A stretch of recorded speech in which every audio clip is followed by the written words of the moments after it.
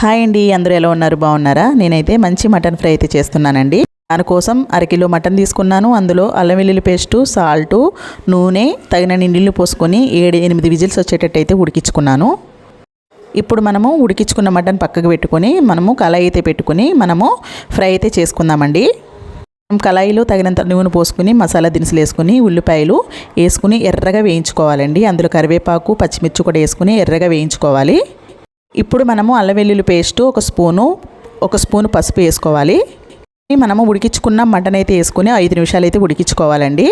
ఉడికించుకున్న తర్వాత ఉప్పు, కారం, పసుపు వేసుకుని ఉడికించుకున్న మటన్ నీళ్ళు వేసేసుకోవాలి. తర్వాత ఒక 10 నిమిషాలు ఉడికిన తర్వాత మనం ముందుగానే తయారు చేసి పెట్టుకున్న మసాలా పొళ్ళన్నీ జల్లేసుకోవాలన్నమాట. జల్లుకుని మంచిగా ఒక 10 నిమిషాలు ఉడికిన తర్వాత మనము ఒక గుప్పెడంతా కరివేపాకు అయితే వేసుకుని మనము మటన్లోంచి ఆయిల్ బయటకు వచ్చే వరకు ఉడికించుకోవాలండి. ఇదేనండి మటన్ ఫ్రై.